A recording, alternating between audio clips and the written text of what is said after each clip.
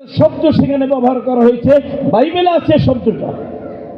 অনন্তকালের জন্য ঈশ্বর আমাদেরকে ক্ষমা করে দিয়েছেন, এটা কখনো সঠিক কথা নয়। প্রভু যীশু খ্রিস্ট অনন্তকালের জন্য প্রায়শ্চিত্ত করেছেন, এটা সত্য, কিন্তু অনন্তকালের জন্য আমাদেরকে ক্ষমা করে দিয়েছেন তা না।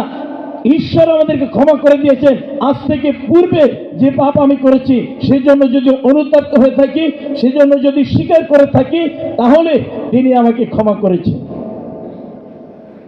এরপরে যদি পাপে চলি, নরকে যাবেন। ওই একদিনের পরিত্রাণ আপনাকে স্বর্গে পৌঁছাতে দেবে না। এই জন্যই আজকে যে কথাটি আপনাদের সঙ্গে শেয়ার করতে চাই সেটি হচ্ছে সম্পূর্ণ পবিত্রতা।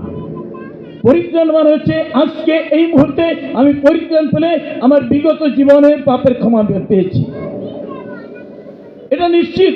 বাইবেল বলে যদি আমরা তা স্বীকার করি, ত্যাগ করি, তাহলে করুণা ঈশ্বর আমাদেরকে করেন এবং আমাদের ওই জীবনের পিছনের পাপ প্রভু আর কোনোদিন স্মরণে আনবেন না। এই কথা 100% সত্য। কিন্তু আজকে আমি পরিত্রাণ পেয়ে এখান থেকে রওনা দেওয়ার পরে যে পাপটা করলাম,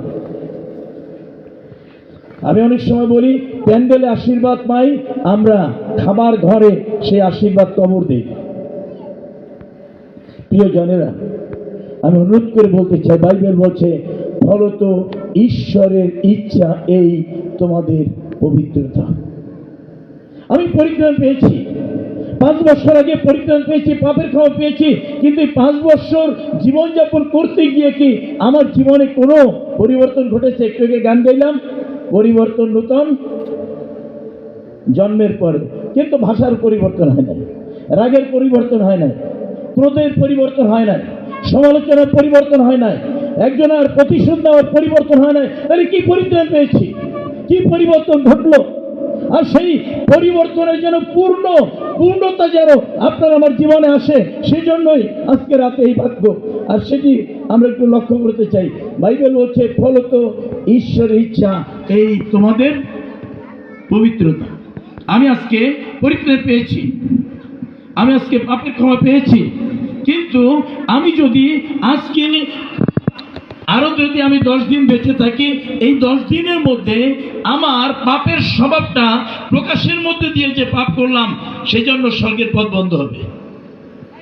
এই জন্য পরিষ্কার করে দিয়েছেন যিশু যে তোমরা যদি কোনোভাবে ক্রুদ্ধ হও, কোনোভাবে পাপ করো, তাহলে সূর্য অস্ত যাইতে না যাইতে তোমার কোপাবেশ শান্ত হোক। ঝগড়া করে আপনি পরিত্রাণ পেয়েছেন, পাপের ক্ষমা পেয়েছেন, অনেক কিছু করেছেন, অনেক পুণ্য আপনি অর্জন করেছেন, কিন্তু আপনি ভাইয়ের সঙ্গে ঝগড়া করে যদি আপনি ওই রাতে ঘুমিয়ে থাকেন, যিশু যদি আসেন, যাবেন না স্বর্গে। তার প্রমাণ আমি বাইবেল থেকে দেব। ওই অনন্তকালের জন্য প্রভু যিশু প্রায়শ্চিত্ত করেছেন, এটা সত্য, কিন্তু অনন্তকালের জন্য আপনার ক্ষমা সম্পন্ন করেন নাই। সম্পন্ন করার জন্য পরিত্রাণের পরে প্রতিদিন আপনাকে প্রভুর সঙ্গে থাকতে হবে, তাহলে আপনি আমি পবিত্রিত থাকবো, আপনি আমি শুদ্ধ থাকবো। কাজেই আজকে আমি এই কথা বলতে চাই। আমরা একটু বিতর্ক পত্র যদি খুলি, সেখানে লেখা আছে প্রভু বলছেন আমি পবিত্র, তাই তোমরাও কি হবে? পবিত্র হবে। স্বর্গে পাপের কোনো স্থান নাই, স্বর্গে পাপের কোনো স্থান নাই। আপনি যত পরিত্রাণ পান, যতই আপনার জীবনে আপনি ভালো কিছু করেন না কেন, যদি আপনার জীবনের পরিবর্তন না ঘটে, তাহলে স্বর্গের পথ আজও বন্ধ। পরিত্রাণ যখন পান, পাপের ক্ষমা সব হয়ে যায়, তখন আপনি স্বর্গে যাওয়ার যোগ্য। কিন্তু তারপরে যে পাপটি আপনি করবেন, সেই পাপের জন্য আমি এই লেবুবাড়ি পুলপিট থেকে সেটা আমি বলেছি, যেদিন আপনি পরিত্রাণ পেয়েছেন, পাপের ক্ষমা পেয়েছেন, পুলপিটের সামনে আপনি অনুতপ্ত হৃদয় পাপের ক্ষমা পেয়েছেন, সেই পাপের জন্য আর কোনোদিন আপনাকে নরকে যেতে হবে না। কারণ ঈশ্বর প্রতিজ্ঞা করেছেন ওই দিন পর্যন্ত যত পাপ আপনার জীবনে ছিল সেটা তিনি ক্ষমা করে দিয়েছেন। কিন্তু এরপরে যদি 5 বছর বেঁচে থাকেন, এই 5 বছর চলতে চলতে যদি আপনি আমি খ্রিস্টান মতন হয়ে না উঠি, তাহলে আপনার আমার জীবনে স্বর্গে প্রবেশ করা সম্ভব হবে না। এই জন্য ঈশ্বর বাক্য বলছে কি? ঈশ্বর বাক্য বলছে যে আমি যেমন পবিত্র তোমরা তেমন পবিত্র হবে। আপনি হয়তো বলবেন যে পালক বাবু আপনি কি বলছেন? আমরা বলি পালকরা একটা কাজ করলে সেটা পাপ, আর আপনি পাপ সেটা করলে পাপ না। পাপ সেটা আপনার কাছেও যদি হয়, সেটা পালকের কাছেও একই। কাজেই পাপ যেটা, সেটা ওই পাপের ভিন্নতা কিছুটা আছে। বাইবেল বলছে মৃত্যুজনক পাপ আর অমৃত্যুজনক পাপ। সে বিষয়ে এখন প্রচার করছি না, কিন্তু যে কথাটা আপনাদের কাছে বলতে চাই সেটি হচ্ছে ইফিসীয় 4 অধ্যায় যদি খুলেন, তাহলে আপনি এখানে পাবেন যে কি লেভেলে গেলে পরে আপনি আমি স্বর্গে প্রবেশ করার সেই অবস্থায় গিয়ে পৌঁছাবো। আজকে আমাদের পরিবর্তন হচ্ছে না। পরিবর্তন, পাপের ক্ষমা পেয়েছি, পরিত্রাণের দিনের কথা মনে আছে, কিন্তু কেউ স্বভাবের পরিবর্তন হয় না। আপনি জানবেন যদি পাপের ক্ষমা পেয়ে থাকেন, তাহলে আপনার আমার দায়িত্ব হচ্ছে খ্রিস্টের সঙ্গে চলা, ঈশ্বরের বাক্য আপনার আমার পালন করা, আর সেই বাক্য পালন করার মধ্যে দিয়ে খ্রিস্টের সঙ্গে চলতে চলতে আমরা খ্রিস্টময় হয়ে উঠি। বলি আমেন। খ্রিস্টের সঙ্গে আপনার চলতে হবে। কারণ হচ্ছে আপনি একজন ভালো মানুষের সঙ্গে চলবেন। একজন ভালো মানুষ 1 মিনিটের মধ্যে খারাপ হতে পারে, কিন্তু একজন খারাপ মানুষ দিনের পর দিন সময় লাগে তার পরিবর্তন ঘটাতে। কাজেই ঈশ্বরের বাক্যের দিকে তাকালে পরে আমরা দেখব যে ঈশ্বরের বাক্যের লক্ষ্য কি, কোথায় গিয়ে আপনাকে পৌঁছতে হবে। 4 অধ্যায় বিষয় আমি পড়ছি, দয়া করে লক্ষ্য করেন।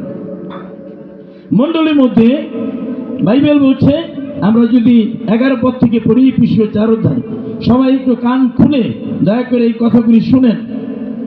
আর তিনি, অর্থাৎ তিনি ঈশ্বর, কয়েকজনকে প্রেরিত, কয়েকজনকে ভাববাদী, কয়েকজনকে সুসমাচার প্রচারক এবং কয়েকজনকে পালক ও শিক্ষাগুরু করিয়া দান করিয়াছেন।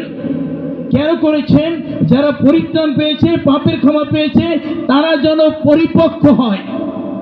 একটা শিশু মায়ের কোলে যখন জন্মগ্রহণ করে, সেই শিশুটি যদি মায়ের কোলে জীবন ভরে থাকে, তাহলে ওই মায়ের জন্য এর থেকে বেদনার কষ্টের আর কিছু নেই। আমরা খ্রিস্টান যারা আজকে ঈশ্বরের সন্তান বলে পরিচয় দিচ্ছি, কিন্তু আপনি আমি আজও হাঁটতে শিখিনি।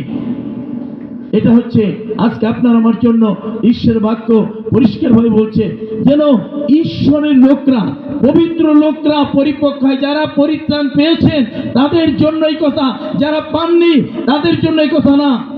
এই কথা যারা পরিত্রাণ পেয়েছেন, পাপের ক্ষমা পেয়েছেন, আপনাদের জন্য এই কথা বলা হচ্ছে। এখানে লেখা আছে পবিত্রগণকে পরিপক্ক করতে হবে। আর সেই পরিপক্কতা কি একটু দেখেন কিরকম। যে পর্যন্ত আমরা সকলে, শুধু শিশির অধিকারী না, ওই পাস্টার ভক্ত না, ওই বিশেষ পালক যারা, তাদের কথা বলা হয় না, বলা হচ্ছে আমাদের মতন প্রত্যেকটি লোকের জন্য এই বাক্য। আর সেটা বলছে কি, যে পর্যন্ত কি আমরা পরিপক্ক না হই। এখানে বলছে, আমি পড়ি, পবিত্রগণকে পরিপক্ক করিবার নিযুক্ত করা হয়েছে, যেন পরিচর্যা কার্য সাধিত হয়। মণ্ডলী কেন হয়েছে? মণ্ডলীর মস্তক হচ্ছে প্রভু যীশু খ্রিস্ট, এবং মণ্ডলীর মধ্যে যারা থাকবে তারা হচ্ছে খ্রিস্টের দেহের অঙ্গ প্রত্যঙ্গ। এবং বাইবেল বলছে খ্রিস্ট যীশু তিনি পবিত্র, মণ্ডলীকে পবিত্র হতে হবে। সেই মণ্ডলীকে প্রভু যীশু গ্রহণ করবেন বাচ্চা হিসেবে। কোনো ব্যক্তিগত সাধুকে প্রভু যীশু নিতে আসবেন না। ঈশ্বর বাক্যে সেটি অত্যন্ত পরিষ্কারভাবে আছে। 13 পদ, যেন খ্রিস্টর দেহকে কি করা যায়? গেঁথে তোলা যায়। খ্রিস্টর দেহ হচ্ছে মণ্ডলী, মণ্ডলীকে যেন গেঁথে তোলা যায়। এই জন্য পালক, প্রচারক, প্রেরিত, ভাববাদী, শিক্ষাগুরু এদেরকে দেওয়া হয়েছে, যেন ঈশ্বরের বাক্য শিক্ষা দেন, আমরা যেন গ্রহণ করি, সেই বাক্য আমাদের জীবনকে পরিবর্তন করে। এই জন্য বাইবেল বলছে যে বিশ্বাস শ্রবণ হইতে, শ্রবণ খ্রিস্টের বাক্য দ্বারা হয়। আমরা ঈশ্বরের বাক্য যখন শুনি, তখন ঈশ্বরের বাক্য আমাদের অন্তরে যায়, আমাদের হৃদয়ে একটা পরিবর্তন ঘটায়। আর এই কারণের জন্যই সুসমাচার প্রচার এবং ঈশ্বর এই কারণের জন্য মণ্ডলী তিনি তৈরি করেছেন। আজকে আমি এই কথা বলতে চাই, যারা মণ্ডলীর নেতৃত্ব দিচ্ছি, যারা আজকে বিশ্বাসী বলে দাবি করছি, একটু ট্রায়াল দেন, ট্রায়াল করেন যে এই যে বাক্য